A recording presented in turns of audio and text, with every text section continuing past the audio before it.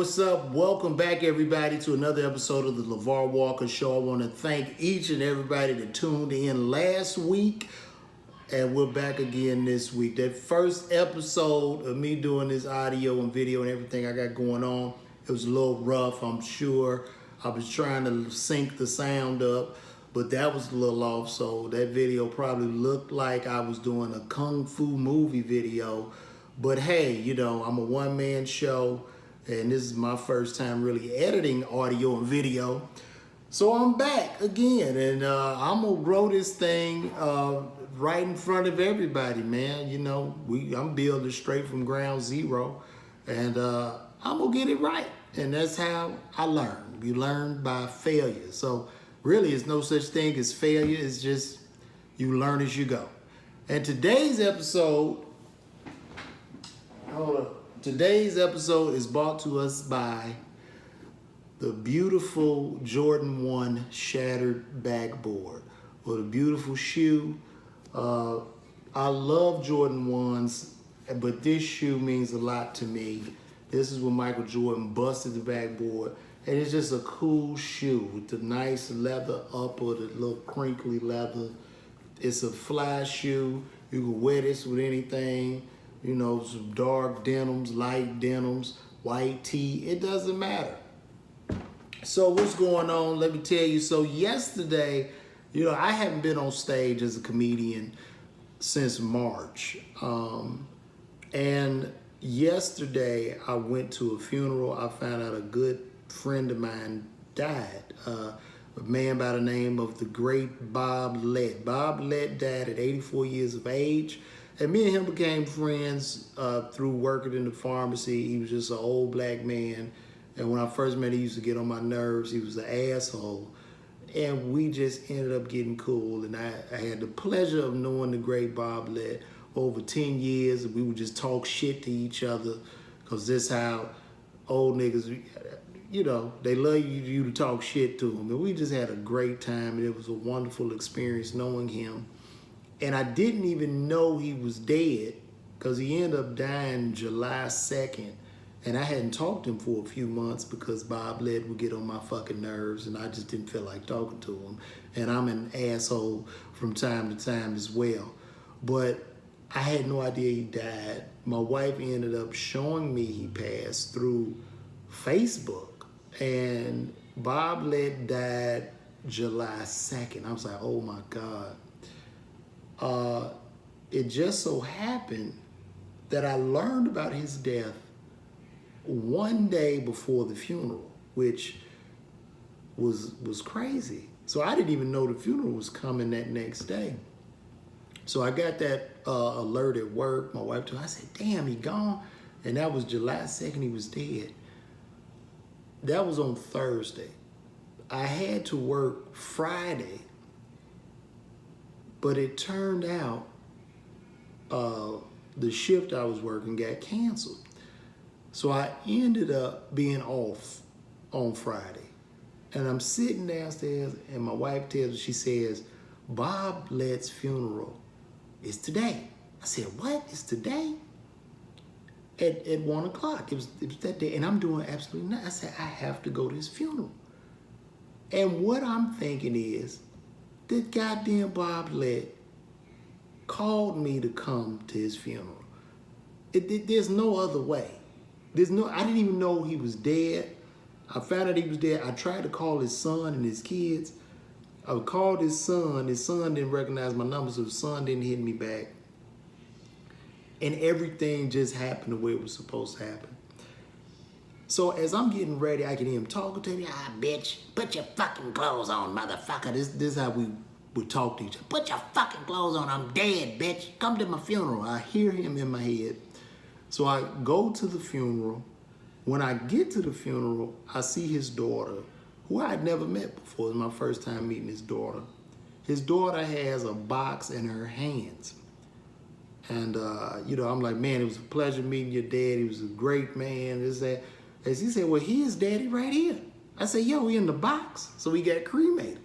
So I said, this motherfucker greeted me at his own goddamn funeral. This was some supernatural shit, y'all. So I'm at the funeral. It's a very small, intimate funeral. And everybody was going up to speak. And I say, Bob Lett wants me to tell jokes at this goddamn funeral. And he said, bitch, go up there and tell some fucking jokes. And I told the family, I said, I want to speak. And I got up there and I roasted the shit out of Bob Lett. And I told jokes about Bob Lett. And we just had, it was just such an amazing feeling. Everybody was laughing. I got to act him out. And man, it just felt so wonderful to be able to do that. And I really felt something supernatural. So shout out to you, Bob. I know I'm starting my podcast off talking about you. So shout out to Bob Lett, the great, big, bad motherfucking Bob Lett, R.I.P. And yes, I am friends, because Bob Lett would come to the pharmacy, a lot of other old men would come to the pharmacy, and I'm cool with old men. I got an old spirit, when I was born, my grandmama was like 60, 70 years old. She would keep me, and I just have an old soul. And all these old men would come, and I'd still talk to them. I didn't see a couple of them at the funeral, but it was just amazing to be able to do that. People were laughing. I felt like a fish to water. But when I sat down at the funeral, and I'm looking at people talking to the mic, I was like, oh shit. I had the mic close to my mouth, and I'm thinking about COVID. I'm like, fuck, man. So I'm sitting there thinking like, man, my throat was a little itchy. And when your throat itch right now, you get scared as hell. You like, shit, man, I think I got this shit. I'm looking around like, God damn it, why did I put that mic? So I felt just a little bit uneasy in the moment, and I see everybody else getting up talking in the mic. But it was just great to be there. And it was a wonderful, wonderful experience. And this week, we have lost a couple of people. We lost the great John Lewis, and no diss to John Lewis, but I thought John Lewis had already died, but that was another congressman who looked exactly like John Lewis. So I'm sorry for thinking that John Lewis was already dead, but John Lewis was a great civil rights hero. I met him a couple times. He came to a couple pharmacies I was working at. Very nice gentleman. Rest in peace to John Lewis for doing what you did. And also rest in peace to C.T. Vivian, one of our great civil rights heroes who died at the age of 95 years of age. And, there shouldn't have been a wet eye at that funeral. When you die at 95, I don't believe anybody should be crying. Like, it was time. It was time. And even at Bob Lett's funeral, he was 84 years old. And it was just it was really a celebration of life. And that's a blessing to live such a long and full life like that. So we lost those people. And in the meantime, I read that Tamar Braxton, who is the sister of Tony Braxton on Braxton Family Values, had a suicide attempt, which was interesting. And in that suicide attempt, she left a note saying that she doesn't own her life, she doesn't own her thoughts, she doesn't own anything. And fortunately, she did not, it wasn't a successful suicide attempt. She survived, but she ended up ingesting some wine and some type of pills. And I thank God she is alive, and mental health is real. I hope she gets some counseling that she needs and some love that she needs.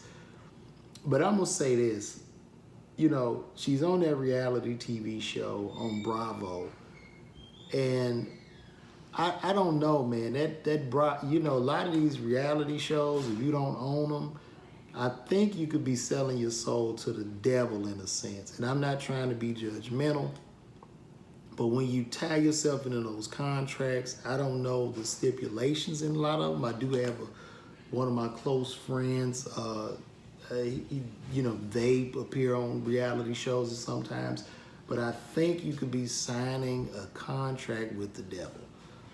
Based off what she was saying and the text that was sent out to her family, I think it's just you signing your life away. You got to be careful. So to any celebrities or entertainers, do your own reality show. Own that shit. There's no reason to, just sign this shit away.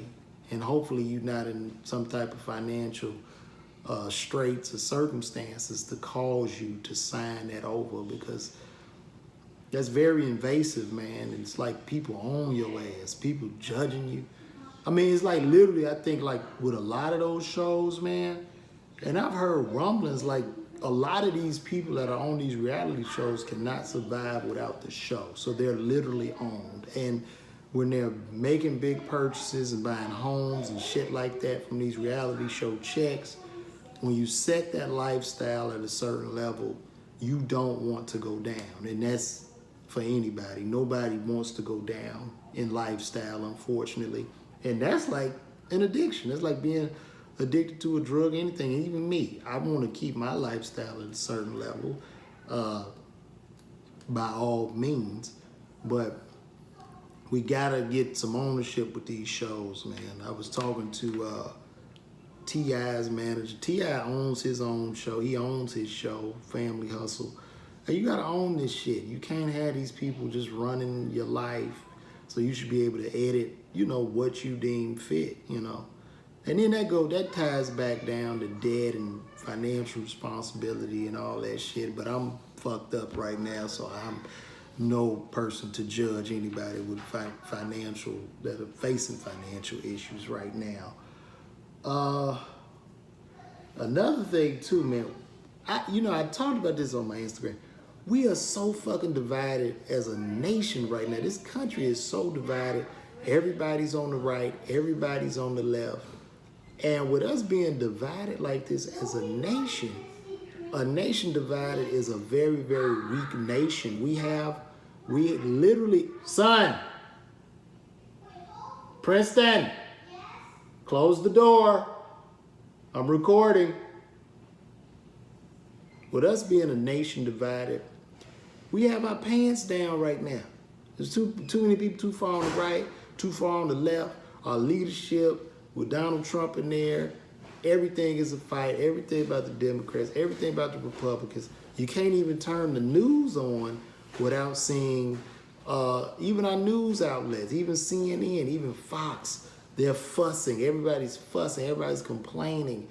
And for news anchors to show and convey so much emotion and no even keel and so much bias in reporting the news, I mean, it creates a problem. And I know that the problem is bigger because I know these news outlets, they need this revenue. And the only way to generate these dollars is through advertising and getting eyes. But what that has created is turned the news into some type of off-version reality show. It's like people are on the news and they're hollering and screaming, and it's ridiculous, man. It's ridiculous. I don't even know what news to watch. The only news I watch is the Shade Room, Media Takeout. And I watch that because nobody's talking. So it's insane. We have a lot of issues in this country, but we really need to come together. In Atlanta right now, Mayor Keisha Lance Bottoms wants to mandate us wearing masks, and she also wants to roll us back, I don't know, to phase 1 or something like that, by closing a lot of restaurants and bars down. However, the governor is against it. He's like, hell no, you're not doing shit, and you can't enforce it. And I mean, I think that's ridiculous. Why wouldn't you want to support a health initiative in your state? Because we're still fighting this virus. Deaths are still climbing, even though we got about 3,000 in the state. The infection rate is rising. So why wouldn't you want people to practice wearing a mask, social distancing?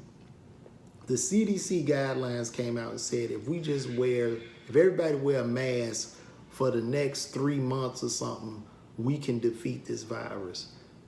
And somehow, the people on the right feel, and listen, I'm not right or left, but the people on the right feel that, nah, you know, fuck that. We going against all science. We going against the CDC. They've even had the CD. How do you have the CDC and the World Health Organization? You have them to stop reporting. People are literally going insane by undermining science. It's science. You can't beat science with politics. This will continuously rise. It will continue to go on. Just like when Trump had people thinking hydroxychloroquine would work for COVID-19. Like that was going to be a miracle cure. A damn anti-malarial. And I'm a pharmacist. We've never used an anti-malarial to treat a damn virus. It doesn't even take a crew of the CDC or the World Health Organization to know that. You can ask any healthcare professional and they would have been able to tell you it doesn't work. And the only thing it would do is probably cause heart arrhythmias for people that use the hydroxychloroquine along with azithromycin, which is what he was prescribing somehow.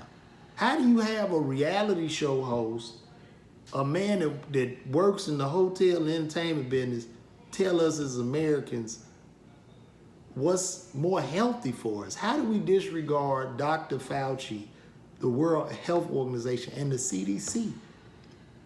It makes absolutely no sense. And now we're to the point now the kids are supposed to go back to school. Do we not know that this shit is still going on? You just send them back to school? And I know a lot of kids do not have the disease, but is anybody taking into account the teachers, the staff, the janitor, the lunch lady, these older elderly people that be working around these children? Does anybody care about their well-being? You want to kill them for the sake of saying the economy or some money? I think we went wrong with this whole COVID-19 thing with the lockdowns. Like, I believe we should have locked down. I believe we should have followed the lead of other countries who were already dealing with this and talked to those countries, because you have to unite. We all, because at the end of the day, not only are we one nation, but we are one species as humans. And we all are subject to this disease. It don't care if you're black, white, Chinese. It don't give a fuck what color, race, or religion, or political party you are. So we all need to come together. We're one species. Put our hands together, fight, work with each other. That's very, very important. You can't just say, oh, and there's a lot of these redneck motherfuckers that believe somehow, well, I don't believe in COVID. Fuck COVID. It doesn't exist, so I ain't wearing a mask. And your people are getting sick. And you wonder why. You don't want to put the mask on, the grandmama died or something. Like, it's ridiculous. We the most powerful nation on earth, but we are acting like, huh? Okay, go in the room. We're the most powerful nation on earth, but we are literally, we're acting like 6-year-olds. But that comes from our leadership. So you can't walk around here without the mask. And furthermore, you're wearing the mask to protect other people. It's just being humane. I'm gonna put my mask on because, number one, I don't know if I'm asymptomatic. And number two, I don't want to kill anybody's grandmama, auntie, or uncle. So I'm gonna continue to go by these guidelines of social distance until we come up with a cure. You can't just look at it as money, because this is what's happening. And I'm gonna talk about this from a financial standpoint. What's going on is, from a financial standpoint, you want to get back to work, you want to get the money back. So what happened was, since we didn't have any proper planning and proper preparation, you know what I'm saying, which is what the 5 P's, proper preparation prevents poor performance. That's a whole nother thing. So we didn't have any of that going on. So we're only reacting. And when you react to situations, it can be disastrous. So with the federal government just printing money, printing trillions of dollars, print, running this printing press, is lowered the value of our money. And probably in the middle of next year, we're going to hit record high inflation. That's what's going to happen. We're going to hit record high inflation if they don't raise the interest rates. You got all this cheap money floating around. And I believe that the whole economy is in a bubble. We're in a bubble, including the stock market. But if we were to shut down and just take control of everything that's going on, we could have been out of this by now. This is damn near a whole year that's gone. It's over. So when we talk about these kids going back to school, we've decided not to send our child back to school. I mean, they're going to be doing Zoom classes or whatever, which is cool. So a lot of people in this state of Georgia have said schools will be virtual, they'll be online, and they're just going to do Zooms, which is great, because we were not about to send our baby to die. Because even if you have, like, I don't know the lady's name that's over the school system. I don't even know what her name is. Betsy DeVos said only 1% of the kids are gonna die. I'm like, yo, we got fucking vampires in the White House for leadership. 1%? What mama wanna roll the dice on 1%?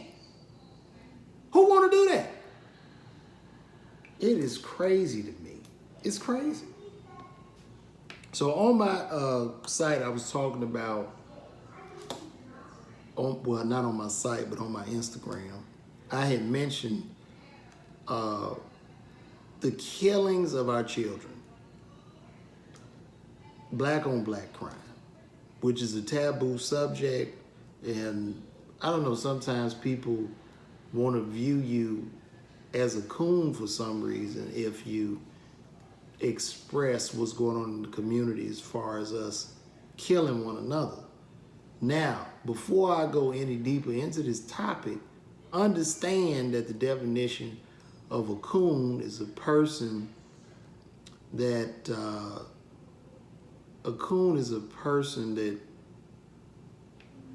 carries out the worst characteristics of their own race. So if you if I'm sitting up here with gold teeth and I'm looking crazy and I'm just non-educated and just being, just being the lowest common denominator, that's a fucking coon. So we know who the coons are. But in regards to us killing us, I had just mentioned that, listen, I'm for Black Lives Matter as a notion, which is saying my life matters, life of my child, life of, but we need to address these issues in the community, and we need to have some fucking accountability. Like, all I'm asking is for BLM to just bring awareness. That's it. Just bring awareness. Like, say, hey, let's stop killing these babies. The kids doing TikTok videos with their mama, they shouldn't be getting shot down like dogs. That's all I'm saying. I'm going to leave it on that because I don't want to get too heavy. And another thing, why do people want to defund the police? I don't understand it. Well, I get it.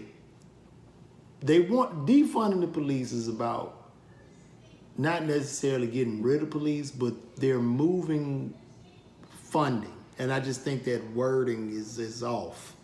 I just think we need to reallocate the assets of police officers within the department. But I don't think you want to take the money away. I think they need to invest more of that money in proper training for police officers so they can use more preventative measures before they execute niggas in the street. You know what I mean? So you train them. They don't have any fucking training. You just sending some fat fuck out with a badge and a gun. He's scared for his life, and he pulls the trigger. Well, if they was probably spend, 10 or 12 hours a day just getting some actual combat hand-to-hand training, maybe we could save more lives. But At the same time, we cannot get rid of the fucking police. Are you fucking kidding me? I don't even know how people feel like, man, there need to be less police. No, the fuck it don't. No, it don't. You need some motherfucking cops out here in the world. I don't know why we feel like that shit in our communities. You just think it's gonna be heaven in the fucking community? Like people just be saying, oh, it's all good. Motherfuckers be knocking your goddamn head off. Robberies, shootings, killings. I just saw something where the rapper Mano, the guy that slashed him in his face, they let this nigga out of jail in New York where they trying to get the police to be nice and not do shit and the police getting beat up and shit. Man, this nigga shot and killed, dressed up like a woman, jumped out of a van, shot and killed 2 people, broad daylight. You never heard about that type of shit in New York. You gotta have the cops. I don't like a lot of this shit. It's bad cops and shit. I don't like a lot of this shit they doing. But listen, you gotta have some goddamn cops. There gotta be some law and order in the world. Unless you want total fucking chaos. Is that what you want? Total chaos? So it gotta be something. We need something. Because at the end of the day, if you don't have the police, who you gonna call Lil Tony in your neighborhood when there's an issue? You gonna have to call Lil Tony to come help. When niggas kicking the door in or robbing your ass or whoever. And when I use nigga, I use the term nigga for every race and group of people. So that if niggas kicking the door in and rob, you call Lil Tony gonna want something every time. And not only is Lil Tony gonna want something, Lil Tony is gonna be sending the niggas over there to kick your goddamn door in when you don't pay him. So then we go into extortion. Then we turn into fucking Rwanda. That's what happens. So we gotta get these fucking cops training. They need to have more accountability in regards to taking the life. You know what I'm saying? If it was clearly necessary, cool, but we need more accountability. And furthermore, with cops killing us versus the black on black crimes, I understand this, right? We lost 16 brothers last year to police killing black men. We lost 16. And at the same time, we lost over 6,000 that were killed by us. So that's a goddamn issue that needs to be addressed.